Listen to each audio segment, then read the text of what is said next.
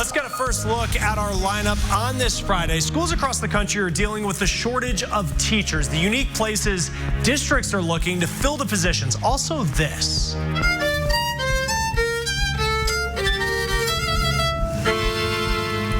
Yeah, not the place that you'd expect to hear classical music, but why this well-known violinist is playing for a different audience. Plus, companies are hiring for the holiday season, how you can turn that seasonal job into a permanent position. Thanks, Chris. I'm Nicole Griffin, and thanks for joining us here on the Now Indy. Big plans announced today to celebrate the many cultures that call Indianapolis home. Indy's International Marketplace Coalition is now planning a major renovation project to create a global village on the northwest side. This has been in the planning stages for 7 years. The organization purchased the old Value City Furniture Store in the 42nd block of Lafayette Road. It will be developed as a space where all cultures from around the world are welcomed. It's going to become another destination spot, this center will. We have the Motor Speedway. We have an amazing downtown that hosts the Colts and the Pacers and a lot of other things. Well, now you have a destination where people will come to experience the different cultures. The center will house a museum, demonstration kitchen, as well as event and conference rooms. It will serve as the backbone for the 2.5-mile International Marketplace area on the northwest side that is already home to more than 100 ethnic restaurants. The organization will now begin a $12 million capital campaign to develop the global village. Today, State Senator Mark Stoops of Bloomington announced his retirement from the Senate after 7 years of service to the state. However, he won't be leaving right away. The Democrat will retire after the 2020 legislative session. He represents District 40, which encompasses Bloomington and Monroe County. Taking a live look outside, Kyle, a lot nicer day today. Yeah, we got the sunshine back. That is helping us out a whole lot today because we had chilly conditions this morning. We actually tied that record for the city as we started off the day at 24 degrees. We've bounced back pretty good considering we're in the middle to upper 40s now with mostly sunny skies, but there's that breeze out of the west and southwest around 10 to 15 miles per hour. So that does mean we got to talk about some wind chills out there this evening. Most of us, it feels like the lower 40s, does feel like the upper 30s though around Peru and Kokomo this afternoon and this evening. Satellite and radar, we're dry. We're not dealing with any snow showers or rain showers out there like we were 24 hours ago. You notice there are a few more clouds that are starting to work their way in, but as we look back to the west, see some rain showers in Iowa, northern portions of Illinois. And on Saturday, an isolated shower chance can't be ruled out, but if you are going to be heading to the Pacers game this evening, there are those clear skies, temperatures dipping into the upper 30s already by 8 o'clock. 35 will be our temperature at 10 as those clouds start to work their way back into the area. We're going to talk about a cool weekend, a little bit of a warm up next week, and a quiet pattern over the next few days. Chris? Today is the last day to give your opinion on a proposal that would end food stamp benefits for an estimated 3 million people. The USDA recently admitted the plan would mean nearly 1 million kids also would not qualify for free or reduced price school lunches anymore. The Trump administration says that it wants to close a loophole in the current law that lets states waive certain income limits for people getting both SNAP and other welfare benefits. STDs are increasing across the country, and now some health leaders are using unique ways to help slow them down. Kai Beach has the story. It's an extremely small town. I think pretty much the only new people are from the university or from the cannabis industry. Humboldt County, California.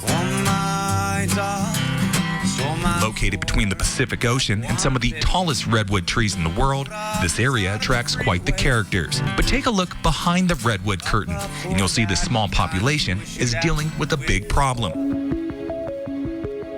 The increase between 2014 to 2018 is significant. Hava Phillips of Humboldt County Health and Human Services says sexually transmitted diseases are on the rise here. We're learning Humboldt County's STD statistics mirror national numbers. 2017 to 2018, gonorrhea cases increased 5% to more than 500,000 cases. During that same time, reported chlamydia cases increased 3% to more than 1.7 million cases. That's the most ever reported to the CDC. And perhaps the most concerning number, syphilis cases among newborns increased 40% to more than 1,300 cases. No one has boyfriends and girlfriends anymore, I've noticed. It's like major hookup culture. Could be one major factor in why we're having higher STDs now. Certainly we are seeing changes in cultural attitudes towards sex. We are seeing the availability of things like social networking applications that allow for meeting anonymous partners more easily. To help slow down the spread of STDs, Humboldt County Health is spreading their message both online and in person with these coasters. The idea was to make sure that people were aware that we were seeing an increase in syphilis cases so that they could protect themselves better. I'm Kai Beach reporting. All right, Kai, thank you. We have more to get to here in our lineup here on The Now as schools across the country are dealing with a shortage of teachers. We're going to tell you the unique place they're going to try and fill those needs. Only at Bob's Discount Furniture. Welcome back to The Now, Indy. There is nothing like the love between kids and a dog. Well, today, local students are saying goodbye to a very special friend, all while ensuring people will benefit from his memory. The kids at George W. Carver Montessori School 87 held a memorial service for their beloved therapy dog, Buddy. The dog recently died and is greatly missed. And to make sure he is never forgotten, the school students, families, and staff pulled together enough money to help cover the cost of a training dog, a new therapy dog for someone else. Having a therapy dog at the school has proven to be a priceless asset. Kiddo has a not so good home life. Kid can come in and talk to the dog, tell them what's going on at home, let them know while the whole time the counselor, the teacher is also listening so they understand what the child's going through to help them get through it. The school also plans to plant a tree in Buddy's honor and install a memorial marker, and it gets even sweeter. When Thomas Monument Company heard the kids wanted to create that memorial marker, the company said it would provide it at no cost. The Indiana Canine Assistance Network says they are working to get a new dog for the school. Chris. Well, the flu isn't fun, to say the least, right? But there are doctors hoping that there's someone out there who will sign up to get it on purpose. Patients, of course, you would be paid. The National Institute of Allergy and Infectious Diseases want to monitor people with influenza A, which is also known as the H1N1 virus. The patients will be infected with a nasal spray that contains the virus. Doctors want to monitor levels of flu antibodies while that patient is sick. Some school districts are looking overseas to find ways to deal with teacher shortages. Last year, we saw an estimated 112,000 open teaching positions across the country. That's according to the Learning Policy Institute. Many were in the lowest paying areas. States like Arizona had some 7,000 open positions at the start of the year. They recruited teachers from other countries to fill the spots, and now there's only about 200 open positions. That's according to the Tucson Education Association president, which may sound great, but it could create a bigger problem. I feel like, well, if you keep filling the holes, the vacancies here with teachers who are willing to work for the pay that you're offering, then there's no reason to say, oh, well, we need to suddenly start offering the national average. Now, it is expensive for international teachers to come here. Sometimes their salaries are reduced because they can't start right away while waiting on government forms. And they usually have temporary visas, which only last 1 to 3 years. And culturally, there are differences that also can become an issue. Where they're from, teachers are highly respected. And so the first time your teacher tells you to do something, you do it right away. Well, our middle school students don't always do that. And so they're learning, it's a challenge.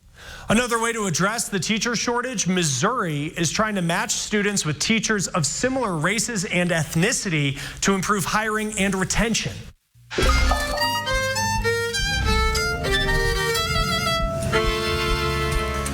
A longtime violinist for Broadway is showing up in a place that you just would not expect. How he ended up playing in an animal shelter and how the dogs, well, they've helped better his life as well. FanDuel Sportsbook, more ways to win. Let's start the Now newsfeed. Another romaine lettuce E. coli outbreak. This one appears to be over. The CDC revealing today 23 people became sick during a mid-September outbreak. And by the time they identified romaine as the problem, it was already off of shelves. Actress Lori Loughlin and her husband pleading not guilty today to a new charge in the college admissions scandal. They now face a charge of federal program bribery. They're accused of conspiring with a college consultant to get their two daughters into USC. Flight attendants are raising concerns about the future of the Boeing 737 MAX. The unions for Southwest, United, and American Airlines flight attendants say they are reluctant to support the jet's return. Hearings in D.C. this week raising some questions about oversight and supervision of that plane. Some of the Democratic presidential candidates, they have proposed wiping out student loan debt. Moody's Investors Service is now warning against that, telling CNBC that it would initially give the economy a little help, but says eventually the problem would only get worse. It's worried future borrowers might be encouraged to take on even more student loan debt because they think it will be forgiven at some point. Now, it's easy to book hotel rooms online. What's not so easy is making sure that you are getting a good deal. A report by Consumers Checkbook shows some travel websites have misled people about how many hotel rooms are left.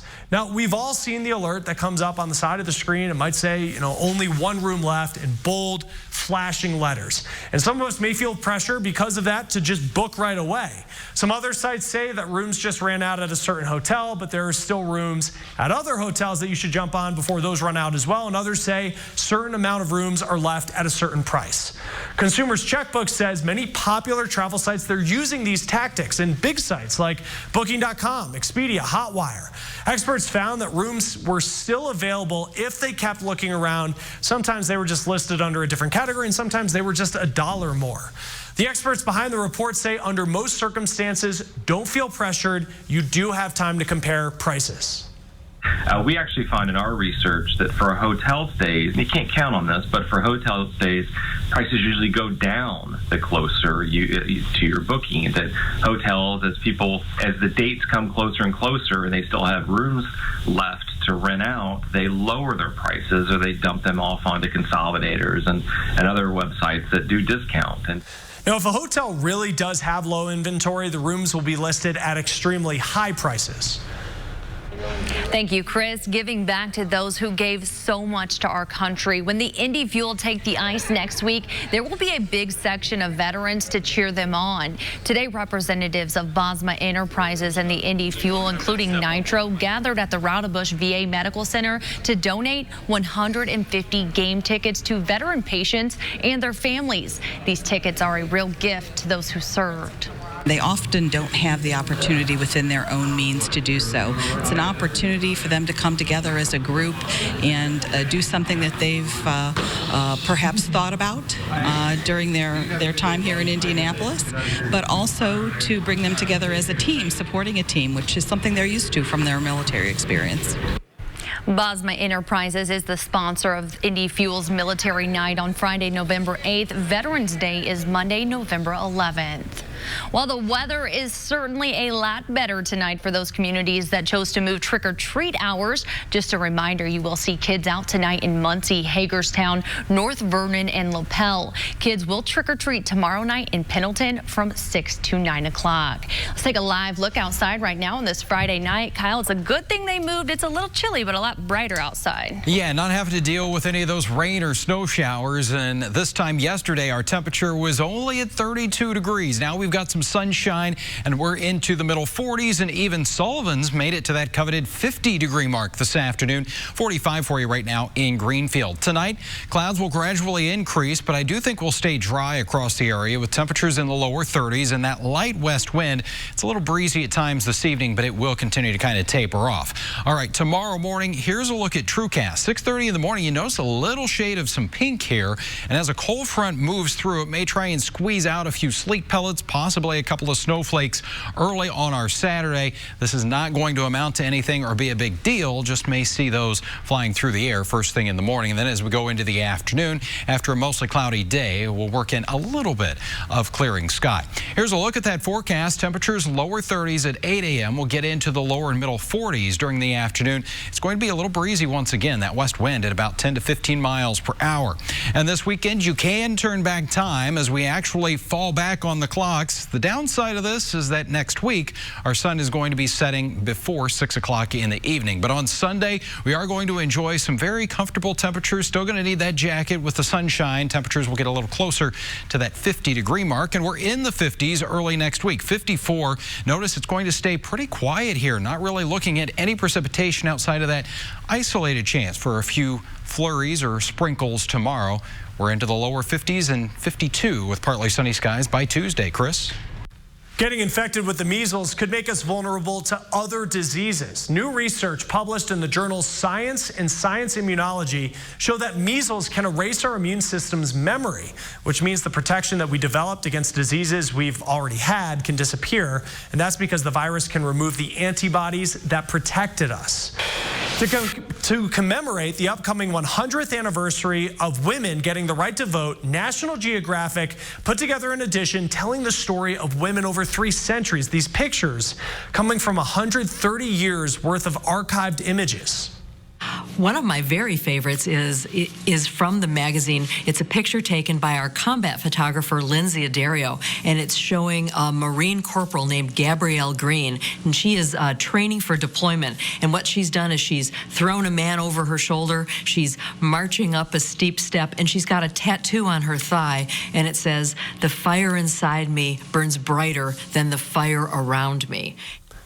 And the Women's National Geographic magazine will be available in about a week, but there's a hardback version on sale right now. Let's turn to the Now News feed with Nestle recalling ready-to-bake cookie dough. There's some foreign material that might be in it. The products were sold in the U.S. and Puerto Rico. You can find the batch codes for those specific products on Nestle's website. Google announcing today that it is buying Fitbit, and that does bring up some privacy concerns, but Fitbit says it will not sell personal information. It also says its health and wellness data will not be used for Google's ads. Facebook is planning to let political ads with fake information on its platform, but now one of the companies that Facebook hired to fact-check posts says it will ask the social network to change that policy. Facebook said the false information is protected by free speech. Now, when you think of somebody who plays the violin, you might be thinking of a symphony, and you think of an audience listening in a concert hall. But one Broadway violinist has found a whole new audience where you'd least expect it. Here's Maya Rodriguez. For professional musician Martin Agee, there's a method to preparing for a performance. Making sure his violin is tuned. Music sheets at the ready. His audience, furry and restless, until the magic begins.